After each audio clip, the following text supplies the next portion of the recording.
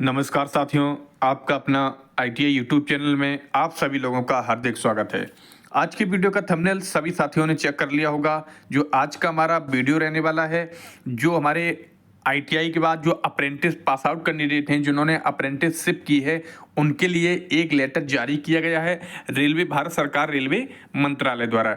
इस लेटर में क्या महत्वपूर्ण जानकारी है अप्रेंटिसशिप से रिलेटेड, या आप इस समय अप्रैल में आपकी अप्रेंटिसशिप चल रही है या आपकी आईटीआई अप्रैल में चल रही है, तो यह सारी जानकारी आपको इस वीडियो में स्टेप बाय स्टेप तरीके से हम आपको बताने वाले हैं। अगर आप हमारे यूट्यूब चैनल पर पहली बार जुड़े हो तो हमारे चैनल को सब्सक्राइब कर लें और हमारी वीडियो को लाइक कर लें। चलिए, आपके सामने जो लेटर है इसमें आपको दिखाई दे रहा होगा, लिखा हुआ है भारत सरकार रेल मंत्रालय रेल भर्ती बोर्ड सूचना। जो इसके द्वारा सूचना जारी की गई है, इसमें क्या है आप देखिए।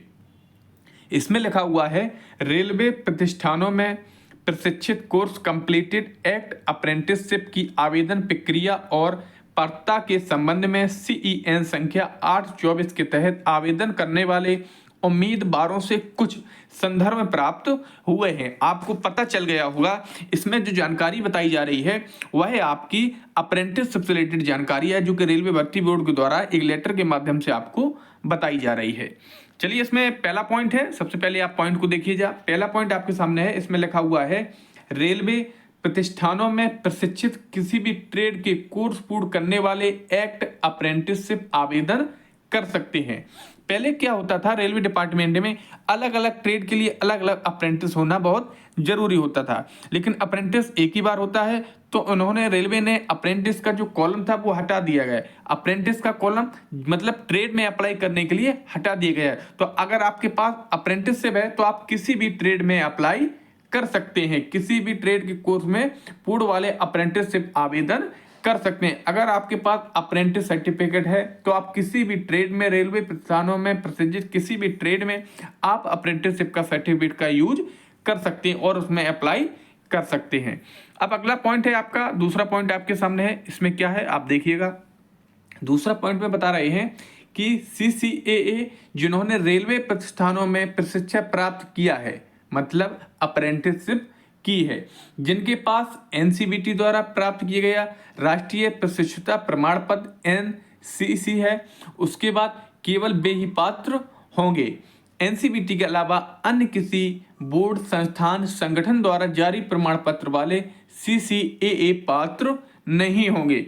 उन्होंने साफ साफ बोल दिया है कि आपके पास जो ITI का सर्टिफिकेट होगा वह NCVT वाला होना चाहिए। NC क्या होता है, national council for vocational training, ये आपका राष्ट्रीय प्रमाण पत्र होता है। काफी छात्र हैं जो SCVT से ITI किए हुए हैं, state counselling for vocational training, तो उनका स्टेट वाली वैकेंसी में ही वैलिड हो सकता है। लेकिन जो रेलवे मंत्रालय है, हमारा सेंट्रल का मंत्रालय आप बोल सकते हैं, जो केंद्रीय भर्तियां निकाली जाती हैं वो रेलवे मंत्रालय के द्वारा निकाली जाती हैं। तो अगर आपके पास ITI का सर्टिफिकेट है और NCVT का सर्टिफिकेट है, तभी आप इस वैकेंसी में अप्लाई कर पाएंगे। जो उनका अप्रेंटिसशिप के लिए जो एक कोटा होता है, जो उनका एक आरक्षण में छूट दिए जाते हैं, तो उनके पास नेशनल सर्टिफिकेट NACA होना चाहिए और ITI NCVT से होना चाहिए, तभी उन्हें इस छूट का लाभ मिल सकता है। क्योंकि रेलवे डिपार्टमेंट अप्रेंटिसशिप वालों के लिए एक अलग से जो रिक्तियां हैं जो निकाली जाती हैं, उनके लिए अलग से छूट पदों में दी जाती है। अगला तीसरा ऑप्शन है आपके सामने, इसमें लिखा हुआ है रेलवे प्रतिष्ठानों में प्रशिक्षित CCAA जिन्होंने अपना प्रशिक्षण पूरा कर लिया है और जिनके पास NCVT द्वारा प्रदान किया गया राष्ट्रीय शिक्षुता प्रमाण पत्र NCC है, NAC है, नेशनल अप्रेंटिसशिप सर्टिफिकेट। उन्होंने प्रशिक्षण की अवधि, प्रमाण पत्र का विवरण और अंक ऑनलाइन भरने में सावधानी पूर्वक भरने चाहिए। इन्होंने साफ साफ बोल दिया है, जो उनके पास नेशनल अप्रेंटिसशिप सर्टिफिकेट है, तो उनका जब आप फॉर्म भरेंगे अप्रेंटिसशिप के लिए, जो छूट आपको छूट दी जाती है, उसका जब आप फॉर्म भरेंगे तो उसमें आपको जो अंक है, जो प्रमाण पत्र की संख्या है, जितने आपके अंक हैं या जिसकी आपकी कोर्स अवधि है, वह आपको बिल्कुल सही भरनी है। जो आपके प्रमाण पत्र में अंकित होगी वही आपको ऑनलाइन भरते समय अपलोड करनी है। उसमें अगर कोई गलती होती है तो स्वयं जिम्मेदारी आपकी होगी, क्योंकि विभाग ने इसके पहले आपके लिए तभी इसीलिए लेटर जारी किया गया है कि सभी छात्र सावधानी पूर्वक अपने फॉर्म को भर सकें।